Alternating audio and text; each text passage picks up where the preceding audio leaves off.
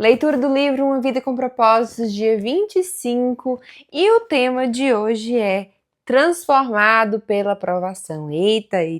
Vamos lá, ó. Pois nossos sofrimentos leves e momentâneos estão produzindo para nós uma glória eterna que pesa mais do que todos eles. 2 Coríntios 4,17. É o fogo do sofrimento que produz o ouro da santidade. Madame Guyon. Deus tem um propósito por trás de cada adversidade. Ele usa as circunstâncias para desenvolver o nosso caráter. Na verdade, ele se utiliza mais das circunstâncias para nos tornar semelhantes a Jesus do que a leitura da Bíblia. A razão é óbvia. Você se defronta com as circunstâncias da vida 24 horas por dia. Jesus nos alertou de que teríamos aflições nesse mundo. Ninguém está imune à dor ou livre de sofrer, e ninguém tem a oportunidade de atravessar essa vida sem problemas. Não que existam outras vidas, tá? A vida que a gente está aqui agora é a única que a gente tem, depois daqui a gente vai para a eternidade. E quando a gente for na eternidade com Jesus, significa o quê? Significa que lá não terá dor, lá não terá problemas, sofrimentos. Então, é por isso que aqui fala assim, né, na questão dessa vida. A vida é uma série de problemas. Toda vez que se resolve um, já existe outro aguardando, não é mesmo? Nem todos são graves, mas todos são importantes para o nosso processo de crescimento que Deus planejou para você e para nós, né? Para mim e para você. Pedro nos assegura que os problemas são normais. Queridos amigos, não se assustem nem se admirem quando vocês passarem pelas provas ardentes que estão por vir, pois não é coisa estranha nem fora do comum o que vai lhes acontecer. Deus utiliza os problemas para que você se aproxime dele. A Bíblia diz: o Senhor está perto dos que têm o coração quebrantado. Ele resgata os de espírito abatido. As mais íntimas e profundas experiências de adoração ocorrerão provavelmente nos dias mais sombrios. Quando o coração estiver partido, quando você estiver se sentindo abandonado, quando não tiver mais nenhuma opção, quando a dor for intensa, nos dias em que você decide buscar somente a Deus. É durante os períodos de sofrimento que aprendemos a fazer orações mais sinceras, autênticas e honestas a Deus. Quando sentimos a dor física ou emocional, não temos disposição para as orações superficiais. Johnny Erickson, não sei como é que fala, observa: quando a vida é um mar de rosas, podemos passar o tempo adquirindo conhecimentos sobre Jesus, imitando, citando e falando sobre ele. Mas apenas quando sofremos é que o conheceremos. No sofrimento, aprendemos coisas a respeito de Deus que não podemos aprender de nenhuma outra forma.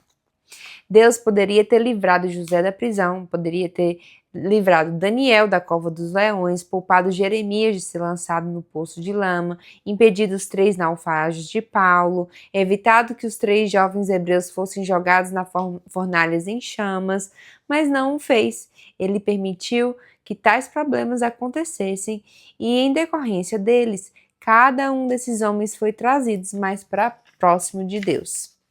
Você nunca saberá que Deus é tudo o que você precisa até que Ele seja tudo o que você tiver. Muito forte essa frase, hein? Independente da causa, nenhum problema acontece sem a permissão de Deus. Tudo que ocorre na vida de um filho de Deus é filtrado pelo Pai, e Ele pretende usar isso para o nosso bem, mesmo que Satanás e outros tensione usá-lo para o mal. Se o Senhor tem controle total da situação, os acidentes não são apenas circunstâncias do plano dele para a sua vida, como todos os dias das suas existências foram escritos no calendário de Deus antes que você nascesse. Tudo o que acontece com você tem um significado espiritual. Temos uma passagem em Romanos 8, 28 e 29 que fala assim: sabemos que Deus age em todas as coisas para o bem daqueles que o amam, dos que foram chamados de acordo com o seu propósito. Então, tudo coopera para o bem daqueles que amam a Deus. Tudo coopera para o bem. Mesmo uma situação difícil, um câncer, uma doença, no final isso vai produzir o bem em nós. Vamos compreender essa passagem, né? Ele fala assim, sabemos. Quando fala que sabemos, é uma certeza que se fundamenta na verdade de Deus, que Deus tem pleno controle do universo e ama todos nós. Que Deus age. Há um grande projetista por trás de tudo. É Deus que controla tudo, o leme. Nós cometemos erros, Deus, porém, jamais se engana. Ele não pode cometer erro, porque Deus é Deus. Que todas as coisas, exatamente todas as coisas, elas vão cooperar. O plano de Deus para a sua vida envolve tudo o que acontece com você. Para o bem. Isso não quer dizer que tudo na vida vai ser bom, né? Que o versículo que a gente está lendo é assim: sabemos que Deus age em todas as coisas para o bem. Não é que tudo vai ser bom, mas sim, grande parte do que acontece no nosso mundo pode ser caracterizado como mal e cruel, mas Deus é especialista em extrair o bem de tudo isso. Deus converte o mal em bem. O propósito de Deus é maior do que os nossos problemas, nossos sofrimentos e até mesmo dos nossos pecados. Daqueles que o amam, dos que foram chamados. Então, essas promessas não são para qualquer pessoa, são somente para os filhos de Deus, não para todo mundo, de acordo com o seu propósito. Mas que propósito é esse? Que sejamos semelhantes ao seu Filho. Tudo o que Deus permite que aconteça em nossa vida é por causa desse propósito, para nós parecermos cada vez mais semelhantes a Jesus. Então, Deus pretende nos tornar semelhantes a Jesus, por isso, Ele o fará passar por todas as experiências que Jesus passou. Solidão, tentação, estresse, crítica, rejeição e muitos outros problemas. A Bíblia diz que Jesus aprendeu a obedecer por meio do sofrimento, pelo qual também foi aperfeiçoado. Porque Deus nos eximiria de passar por aquilo que permitiu que o seu próprio filho passasse. Paulo afirma: iremos passar pelo que Cristo passou. Se enfrentamos momentos difíceis com Ele, então é certo que passaremos momentos inesquecíveis. Então nós temos que aprender a reagir como Jesus reagiria, lembrando de que o plano de Deus é bom, Ele sabe o que é melhor para nós e visa apenas o nosso bem. O Senhor disse a Jeremias: porque sou eu que conheço os planos que tenho para vocês, diz o Senhor, plano de fazê-los prosperar e não de causar danos, plano de dar a vocês esperança e um futuro. José compreendeu essa verdade quando falando aos irmãos que haviam vendido como escravo, ele disse: vocês planejaram mal contra mim, mas Deus o tornou em bem, para que hoje fosse preservada a vida de muitos. É vital que você se mantenha concentrado no plano de Deus, não no problema nem no sofrimento. Foi assim que Jesus suportou a dor da cruz e somos exortados a seguir o seu exemplo. Mantenham o olhar firme em Jesus, autor e consumador da nossa fé.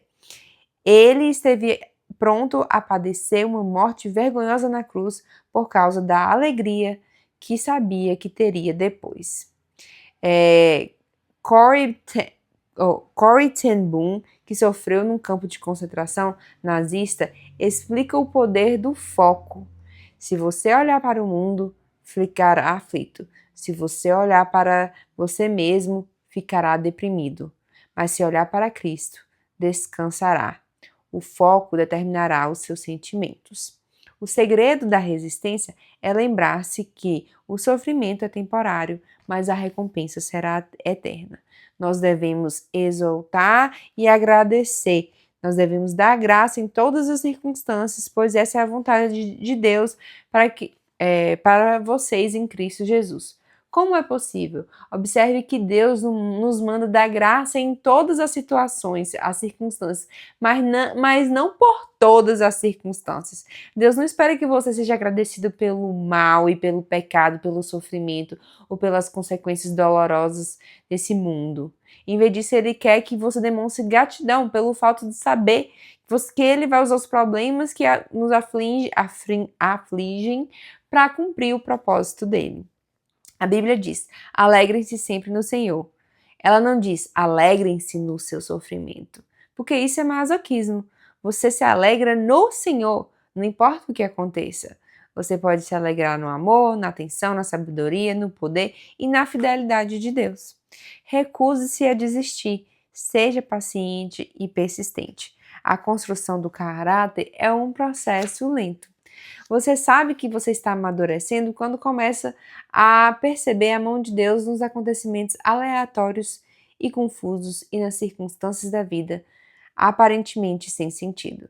Se você estiver enfrentando algum problema neste momento, não pergunte, mas por que eu? Por quê? E sim pergunte, o que queres que eu aprenda, Senhor? Então confie em Deus e siga fazendo o que é certo. Vocês precisam perseverar, permanecer firmes na aliança de Deus para alcançar o aperfeiçoamento prometido. Não desista. Cresça. Tema para reflexão. Existe um propósito por trás de cada adversidade. Versículo. Sabemos que Deus age em todas as coisas para o bem daqueles que o amam, dos que foram chamados de acordo com o seu propósito. Romanos 8:28, NVI. Para meditar, que problema em minha vida permitiu que eu experimentasse um crescimento maior? É isso, finalizamos o dia 25. Te vejo na próxima. Tchau, tchau.